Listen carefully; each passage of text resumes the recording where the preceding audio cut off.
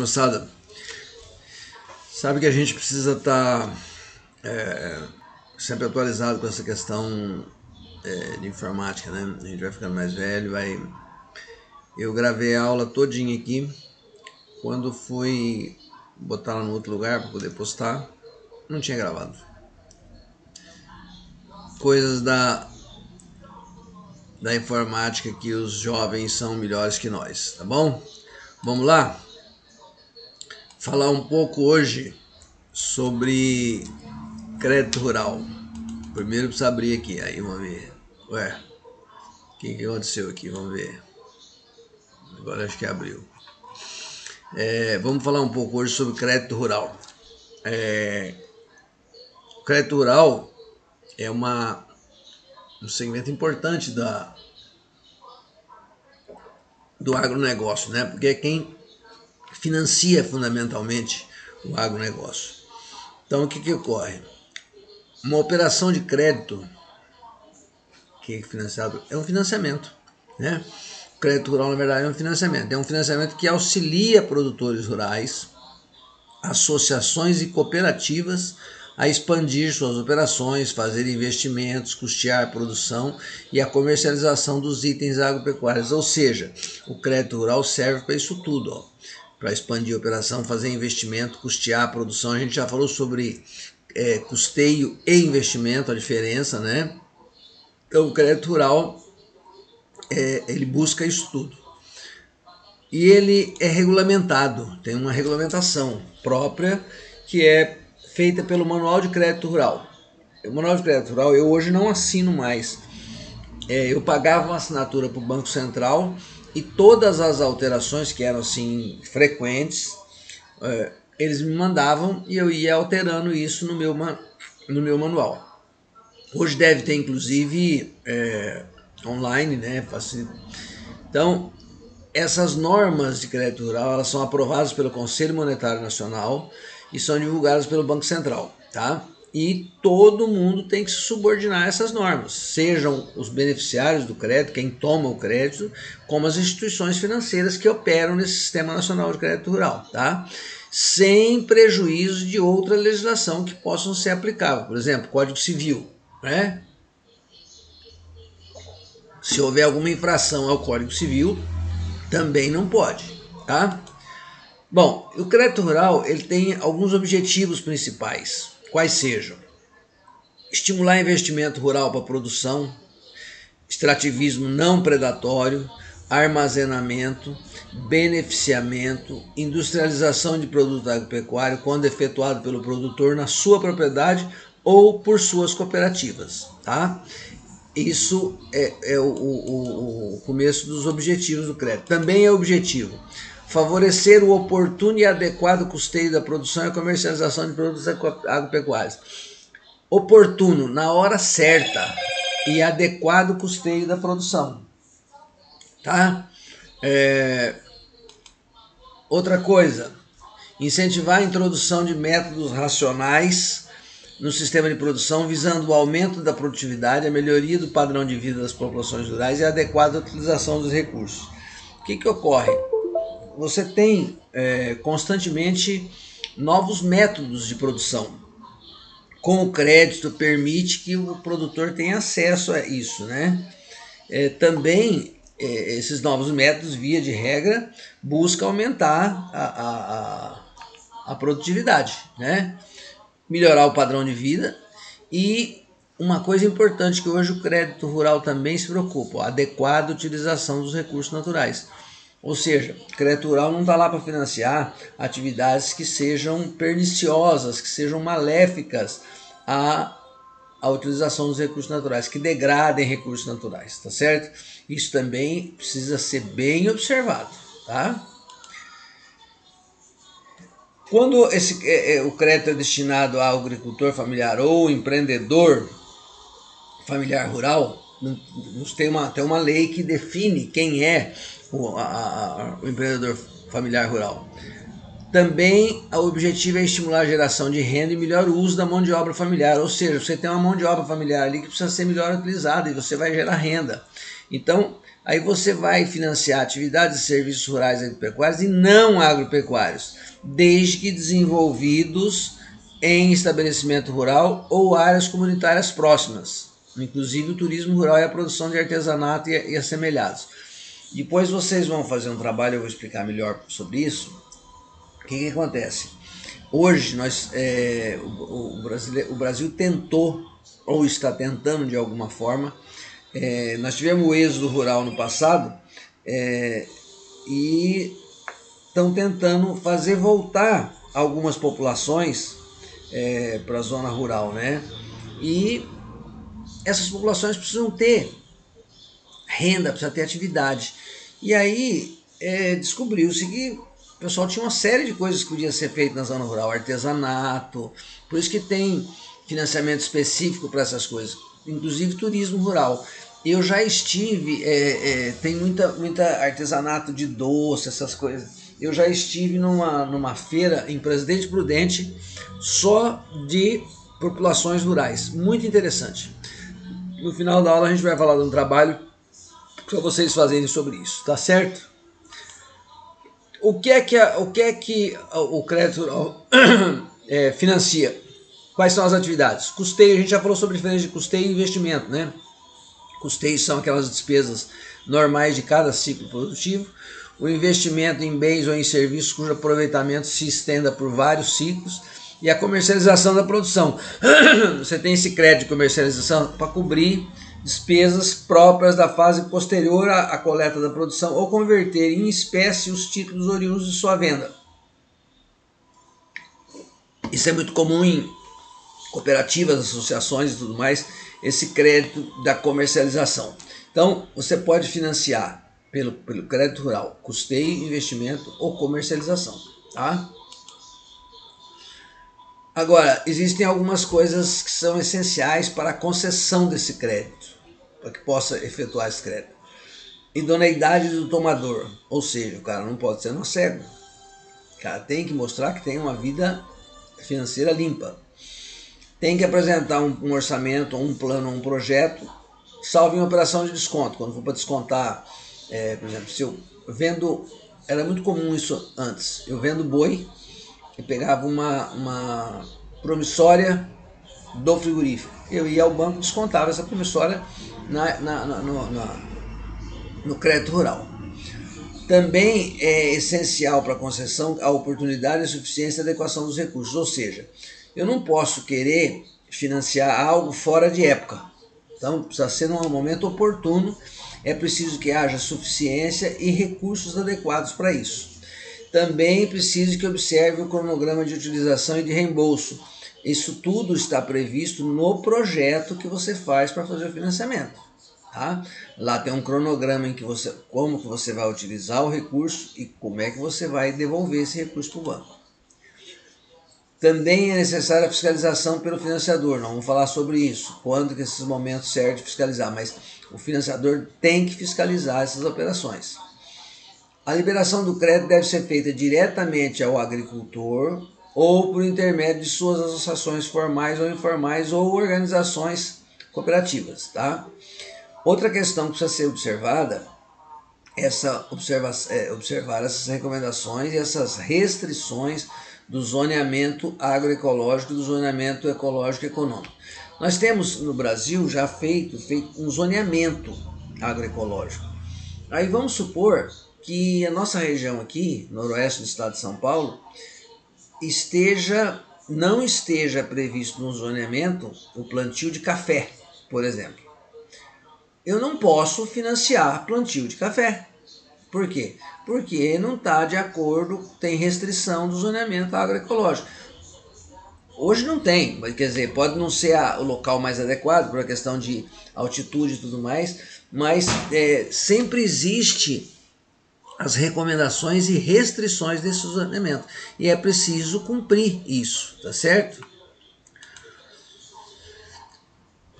Nós já tivemos no passado muita desvio de crédito rural. Por quê? O crédito rural, via de regra, ele tem uma taxa de juro que é mais são taxas menores do que as taxas normais.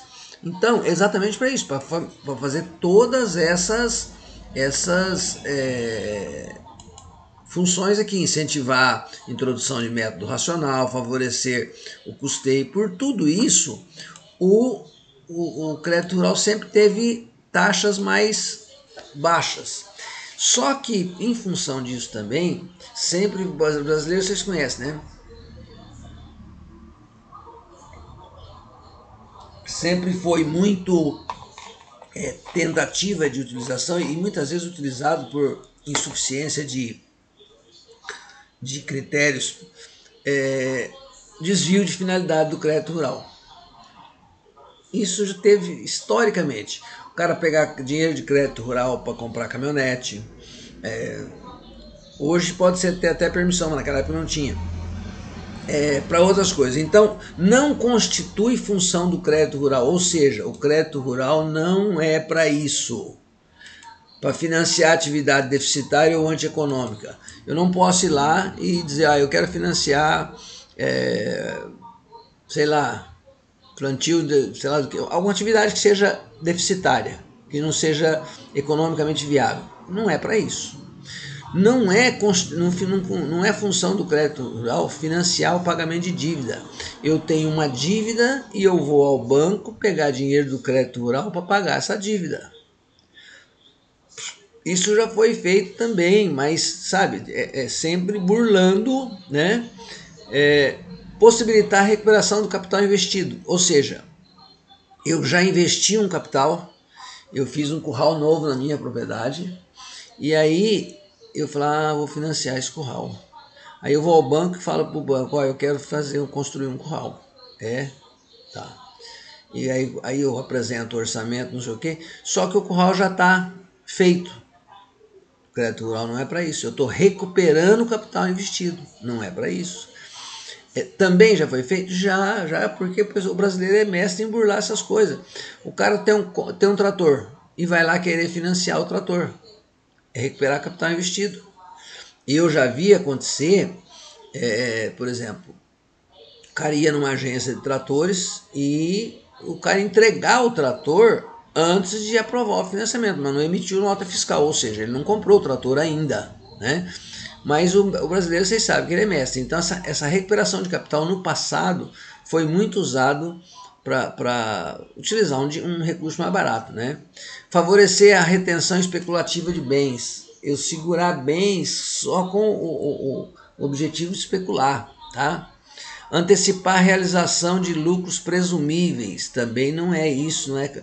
Vocês sabem que na contabilidade tem lucros presumíveis e eu estou querendo antecipar a realização desses lucros, não é possível isso pelo crédito rural. Amparar atividades sem caráter produtivo ou aplicações desnecessárias ou de mero lazer. Então, a Valéria comprou um sítio lá em Surminúcia e ela quer chamar a Meg, as amigas, pegar um solzinho no fim de semana e ela quer construir uma piscina. Aí ela vai lá financiar a construção da piscina, porque é numa propriedade rural e tal. Não, mas aquilo tem aplicação de mero lazer. Aquela piscina não é um tanque para armazenar água, para irrigar nada, entendeu? Então isso não pode também, tá? Outra coisa, os recursos que são usados no crédito rural, eles são classificados. E eles são classificados da seguinte forma, eles são classificados em recursos controlados e não controlados. Aqueles recursos que são controlados são recursos obrigatórios, que é decorrência da exigibilidade do depósito à vista. Vocês sabem que todo banco, um percentual dos recursos que são depositados à vista, os depósitos à vista, um percentual desses recursos, ele é utilizado no crédito rural. Então, esses recursos, eles são controlados no sentido de a taxa de juros dele é controlada. O banco vai usar esse recurso para financiar a atividade rural, mas com uma taxa estabelecida pelo Banco Central. Outros recursos que são controlados, aqueles que são oriundos do Tesouro Nacional, o Tesouro é que repassa. E também os oriundos da poupança rural, que são aplicados também segundo as condições definidas para os recursos obrigatórios. Todos esses recursos são controlados, tá? E ainda tem os recursos que são subvencionados pela União.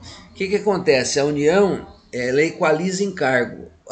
A diferença do encargo financeiro, do juro, entre o custo de captar, a instituição financeira captar esse recurso, e os que são praticados nas operações de financiamento rural, essa diferença de valores são pagos pelo Tesouro Nacional. Então os recursos são controlados também, tá? Tudo isso o Banco Central fiscaliza e controla os bancos. Os demais recursos do banco, que o banco utilizar para financiar, são não controlados. E nós vamos ver qual é a diferença disso ou não. Os recursos que são controlados, eles são controlados quanto que vai ser financiado, com que taxa de juros. E os não controlados é taxa livre, é uma pactuação feita com o banco. Quem é que pode se beneficiar do crédito rural? O produtor rural pode ser pessoa física ou jurídica, uma cooperativa de produção agropecuária, associação de produtores rurais, pessoa física ou jurídica que faça atividade de pesquisa agropecuária, pessoa física ou jurídica produtora de mudas, produtor de sementes, produtor de sêmen para inseminação e embriões. Hoje vocês sabem que com a evolução que teve a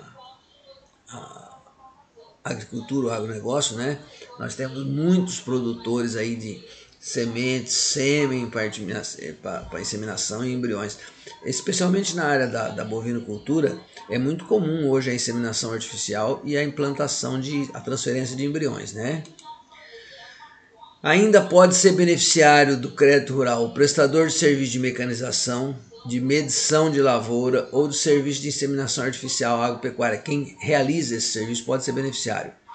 O beneficiador da atividade, a agroindústria, a cerealista, o silvícola ou indígena, o pescador, você tem linha especial para eles, o aquicultor, pessoal que exerce atividades aí de água, né? A torrefadora, a indústria de café solúvel, exportador de café, o silvicultor, que é aquele cara que explora a floresta plantada, o extrativista, desde que seja um extrativista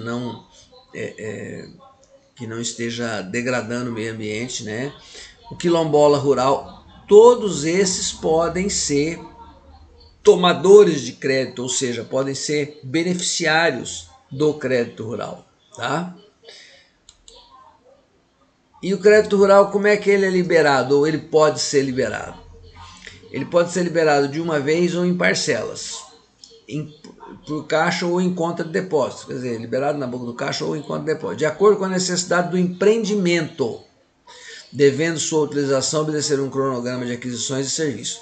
Todo empreendimento, ele tem uma previsão de como é que vai ser gasto o dinheiro, né? Eu vou plantar milho. Qual é o cronograma? Bom, eu tenho que comprar semente, eu tenho que comprar fertilizante, comprar defensivo para aplicar nessa semente, eu tenho que comprar óleo diesel para preparar o solo, eu tenho que plantar, eu tenho que ter tratos culturais durante depois que nascer, né, cultivo, adubação de cobertura, e eu tenho que ter a colheita. Então, a liberação do crédito rural tanto pode ser feito de uma vez só ou em parcelas. Isso não tem assim...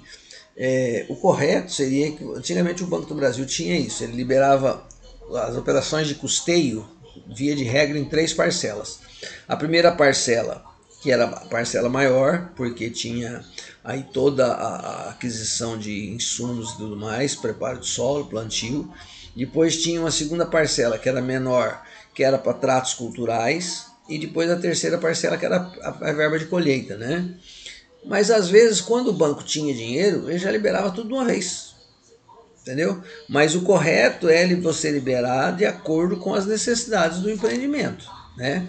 Porque você tem um controle maior sobre como isso está sendo gasto, até para não haver desvio de dinheiro do crédito rural, tá? Se você pega o dinheiro, você tem que pagar, né? E também como é que você paga? De uma vez só ou em parcelas? de acordo com o ciclo da exploração financiada. Você tem explorações que são financiadas e que têm ciclos diferentes, né? Então, esse cronograma de reembolso deve ser estabelecido em função da capacidade de pagamento. Como é que, quando faz um projeto, eu vou plantar manga? Nos 2 primeiros anos eu não tenho produção. Estou financiando essa lavoura de manga, eu não tenho produção nos 2 primeiros anos, então eu não tenho como estabelecer pagamento nos 2 primeiros anos. Laranja também. Essas culturas perenes têm isso. Ao passo que a cultura anual, ela já é paga de uma vez, porque eu plantei, colhi, pronto. Então, isso tudo vai depender de que forma está previsto isso na capacidade de pagamento. Outra coisa, se eu estou financiando, fazendo um investimento, comprando, por exemplo, um trator novo. Um trator novo hoje é caro. E aí, esse trator não se paga de uma vez só. Ele paga, vamos dizer, em 5 anos. Tem financiamento que é pago até em 8 anos, 10 anos, de acordo com a capacidade de pagamento. E aí você vai projetar todas as suas receitas e vai estipular quanto que você vai pagar por ano daquele financiamento. Isso já está previsto no projeto que você faz para financiar. Agora, é sempre assim, ó, de maneira que os vencimentos coincidam com as épocas normais de obtenção de rendimento da atividade assistida. Então, se eu financiei laranja, por exemplo, eu tenho que estabelecer a parcela de pagamento para o período em que tem a safra de laranja, né? Senão, não, só vou colher o mês que vem. Mas minha parcela vence agora. Isso não pode, tá certo? Depende do seu empreendimento, mas de tal sorte que você tenha vencimentos que coincidam com as épocas normais de obtenção dos rendimentos da atividade assistida. Seria o mesmo que eu ter um financiamento de investimento aí da cana-de-açúcar para vencer em abril. Pô, mas a safra vai começar em abril, eu não tenho renda ainda, tá certo?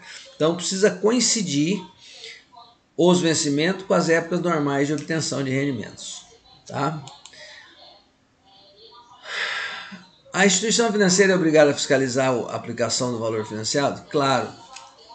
Por quê?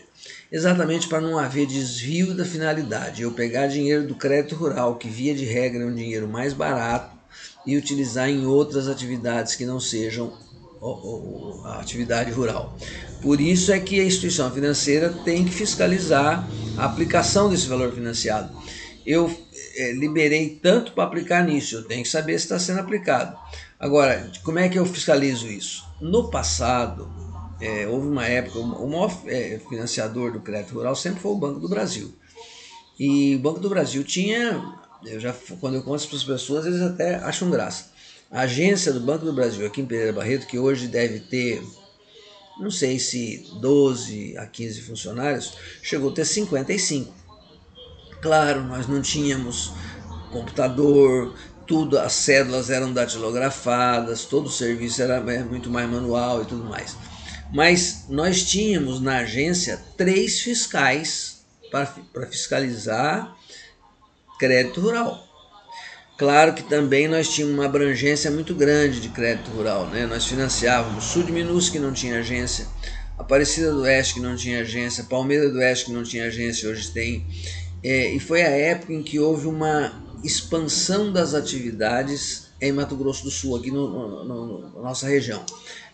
Então nós tínhamos muita gente daqui que tinha comprado propriedade ali naquela região e que estava financiando aqui e ia ser fiscalizado pela nossa agência, na região de Paranaíba, na região de Aparecida Taboada, na região de Inocência, Três Lagoas. Então, tanto nós que fazíamos a assistência técnica, que fazíamos projetos, quanto os fiscais do banco, nós éramos obrigados a andar nessa região toda, né? Então precisava muita gente para fiscalizar. Mas hoje essa fiscalização é feita por amostragem. Tá? Hoje tem recursos aí que permitem uma aferição melhor daquilo que está sendo gasto, que não está sendo gasto, né? e também faz uma fiscalização por amostragem. Você tem hoje os profissionais da área, você nem tem fiscal na agência mais, tem um agrônomo que faz esse papel de fiscal do banco, né? E fica na coisa regional. E quando que você vai fazer essa fiscalização? Se for uma operação de custeio agrícola, por exemplo, eu estou financiando milho. Milho eu financio para plantar aí, vamos dizer, outubro, novembro, para colher fevereiro, março. Antes da época prevista para colheita, se minha lavoura está prevista para colher em março, antes da colheita, eu preciso fazer uma fiscalização. Por quê? Para eu poder avaliar como é que foi essa lavoura, como é que foi o desempenho dessa lavoura, o desenvolvimento, tudo mais, se ela teve um desenvolvimento normal e se vai ter uma produção normal, não é? Senão depois se eu for fiscalizar depois que o cara colheu, o cara fala, eu não produzi isso, e daí? Você já desviou o produto. Então tem que fiscalizar, crédito de custeio tem que ser fiscalizado antes da época prevista. Se for recurso do EGF, que é o empréstimo do governo federal, no curso da operação você tem que fiscalizar. Se for crédito de custeio pecuário, pelo menos uma vez no curso da operação você tem que fiscalizar, tá? Em época que seja possível verificar a sua aplicação. O que acontece? Você vai fiscalizar custeio pecuário, vamos supor que seja um custeio pecuário bovino. No que vai ser gasto esse dinheiro? Esse dinheiro vai ser gasto em sal, vacina, medicamento, pagamento de empregado. Quer dizer, eu tenho que fiscalizar numa época em que seja possível eu verificar que esses produtos foram comprados e estão sendo utilizados, tá?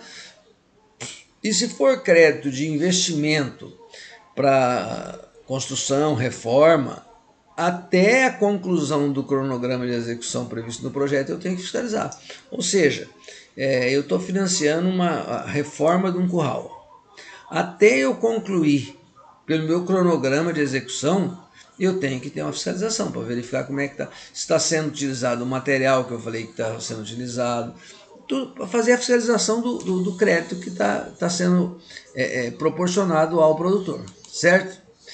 Os demais financiamentos devem ser fiscalizados pelo menos até 60 dias após cada utilização, ou seja, é liberado uma parcela, até 60 dias após precisa ser fiscalizado para comprovar a realização dessas obras, serviços ou aquisições. Saber se realmente aquele dinheiro foi utilizado para a obra, para serviço ou aquisições que estavam previstas, tá? E aí cabe ao fiscal verificar se foi aplicado corretamente esses recursos, né? O desenvolvimento das atividades financiadas, ou seja, se o recurso foi gasto adequadamente, se as atividades financiadas estão sendo desenvolvidas adequadamente e mais, se tiver garantia, situação das garantias. Nós vamos falar sobre as garantias, mas muitas vezes eu preciso saber que situação, por exemplo, eu já vi um fiscal, são histórias que contavam de fiscais do Banco do Brasil, gente que tinha pouca afinidade com o setor rural e a garantia era um touro que tinha lá numa atividade de pecuária leiteira, a garantia era um touro. E o touro, por um acidente, qualquer coisa, quebrou a perna. Quebrou a perna, não tinha como fazer, sacrificaram o touro. E o cara pôs no laudo. O mutuário, que é o tomador do crédito, comeu a garantia. Foi muito engraçado, né? O mutuário comeu a garantia. Então, se tiver garantia, o fiscal tem que verificar a situação dessas garantias, né? O desenvolvimento das atividades financiadas, olha que coisa que eu vou perguntar na prova. O que é que o fiscal vai ver? Ele vai verificar a aplicação dos recursos, desenvolvimento das atividades e situação das garantias, se houver, não é? Beleza. As taxas que são cobradas no crédito rural, esse 5,5% era uma taxa fixada, mas isso é muito variável de acordo com os programas, de acordo com a inflação, isso pode subir um pouco, baixar um pouco, tá? Essas operações oficiais são fixadas no próprio programa de financiamento. Você tem programas específicos, por exemplo, Moder Frota, é um programa de modernização de frota agrícola. E aí já está fixado qual é a taxa que vai ser cobrada. Isso se for recursos controlados. Se for recurso não controlado, é livre a pactuação, ou seja, o banco eu quero tantos por cento de juro, e se o cara concorda, ele vai fazer. É livre pactuação, não tem uma controle governamental disso, tá? Como é que é liberado esse dinheiro e o pagamento? O dinheiro é liberado de acordo com a necessidade do empreendimento, já falamos, né? Na medida que precisa, vai ser liberado. E de acordo com a capacidade de pagamento e rendimento da atividade é que vai ser feito o pagamento. Vou pagar de acordo com o rendimento da atividade e quando que eu recebo? As receitas entram no mês de fevereiro, março, tá? Então o vencimento é em abril. Não posso pôr esse vencimento antes, certo? A questão da garantia, você tem, hoje os bancos estão querendo fazer financiamento tudo com garantia real. Ou seja, você pode ter penhor, você vai gerar uma cédula, um título de crédito chamado cédula rural pignoratícia, onde vai constar que a sua produção daquela lavoura estará penhorada ao banco tal. Ou você pode ter uma cédula rural hipotecária, e lá vai dizer que a sua propriedade, uma das suas propriedades, estará hipotecada ao banco tal. E você pode ter as duas juntas, uma cédula rural pignoratícia hipotecária. Sei que quando eu comecei a trabalhar, o pessoal brincava, falava, nossa, que nome estranho, né? Mas por causa de pignoratícia é por causa de penhor, hipotecária é por causa de hipoteca. Aí você pode ter a cédula pignoratícia hipotecária, que faz as duas coisas. Além de penhorar a produção, tem uma hipoteca sobre um imóvel. Vocês sabem que o imóvel, todo imóvel, ele é registrado num cartório de registro de imóveis. E lá tem a matrícula. E essas garantias são registradas na matrícula do coisa. Você ainda pode ter fiança ou aval. Fiança e aval têm a mesma finalidade, ou seja, o fiador ou avalista, ele assume com o credor o compromisso de pagar se o cara não pagar. Mas tem algumas diferenças entre elas, tá? Mas tem a mesma finalidade. O que é necessário para alguém fazer financiamento rural via de regra? Basicamente, ficha de cadastro no próprio banco, os documentos pessoais, né, dele, mulher, se for casado, declaração de imposto de renda física, né, para provar que você está declarando imposto de renda e tudo mais, o ITR, o Imposto sobre Propriedade Territorial Rural, o ITR dos 3 últimos anos. Esse imposto é um imposto que é pago sobre a propriedade mesmo de um imóvel rural. Todo ano, no mês de setembro, você faz uma declaração de ITR e paga o ITR. Esse pagamento é calculado em função do tamanho da área, do valor da área que é atribuído e da exploração da área, como é que é feita, tá? Você tem que apresentar ainda um orçamento simplificado, ou um plano, ou um projeto, né, onde vai estar especificado tudo que você vai fazer. Você precisa ainda dos laudos de avaliação dos bens oferecidos em garantia, se for o caso, se você estiver oferecendo bens em garantia, aí eu vou dar a minha caminhonete em garantia. Tá. Então, ela vai ter um laudo de avaliação. Você precisa ter uma licença ambiental, se for necessário, licença ambiental para aquela atividade que você vai fazer. Você ainda precisa pegar uma certidão da matrícula e de ônus do imóvel atualizada. Normalmente a validade disso aí é 30 dias. É isso que eu falei para você. A matrícula é o documento de identidade do imóvel, seja rural ou urbano, que ele é registrado no cartório de registro de imóveis. E aí você vai pegar uma certidão dessa matrícula, onde lá vai estar tendo a história toda do imóvel, tudo que ele tem, a medida dele e tudo mais, de quem que é, como você comprou, foi adquirido em que época, não sei o que, parará. E se tem ônus, se tem alguma dívida pendente registrada nesse imóvel. Se for arrendamento, se você tiver uma área arrendada, você tem que ter um contrato de arrendamento. E pode ser que o banco exija que seja registrado em cartório esse contrato de arrendamento. Se eu tenho a área, você vai plantar na minha área.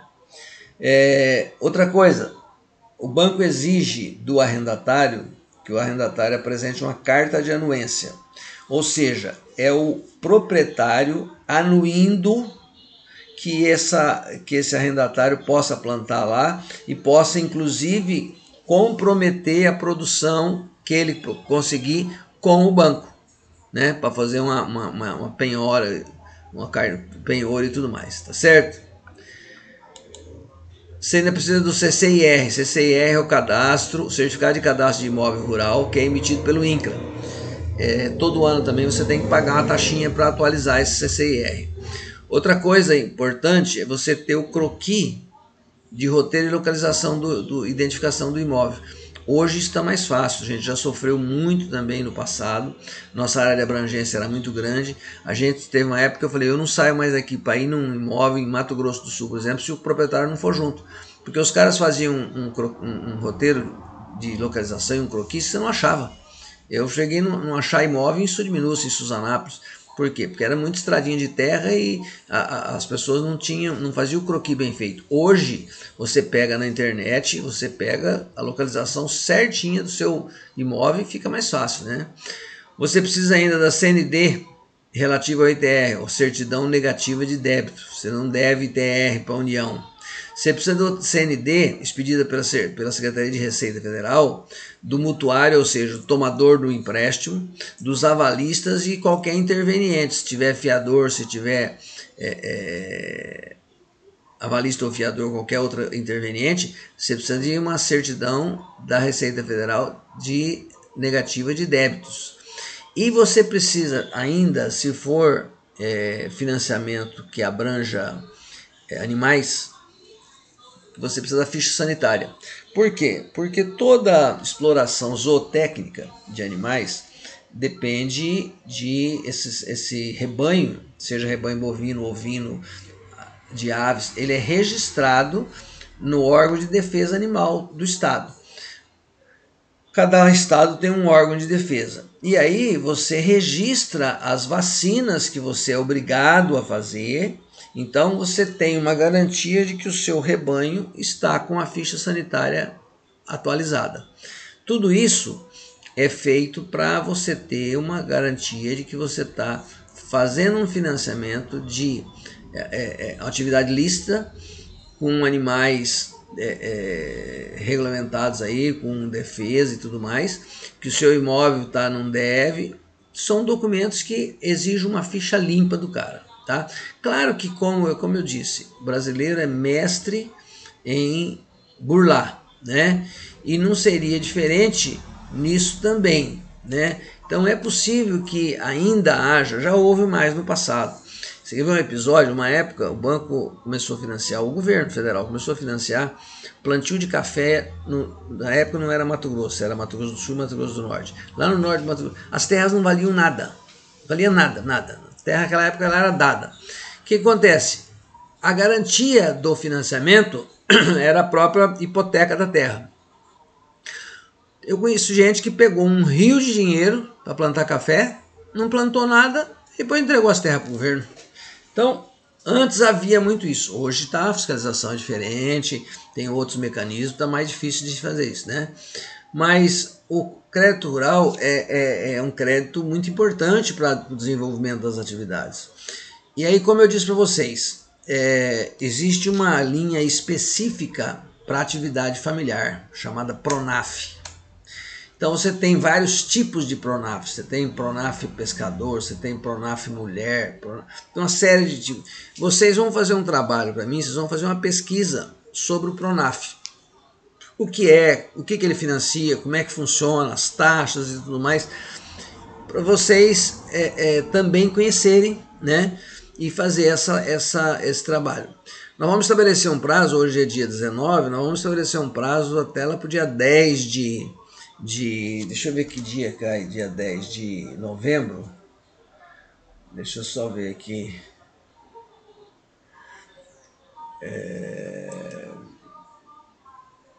novembro. Dia 10 de novembro é uma terça-feira. Então até o dia 9 de novembro vocês podem fazer esse trabalho para mim e me mandar por e-mail, né? Mas é uma pesquisa bem feita, bem especificada. O que é o PRONAF, como é que foi criado, qual o objetivo dele, tá? Para a gente, né, discutir isso melhor. E aí a gente discute isso numa aula. Tá bom assim? Ficamos por aqui. Poucos, não chegamos nem a 40 minutos, tá bom? Tenham todos uma boa noite, fiquem com Deus. Valeu, beijo a todos.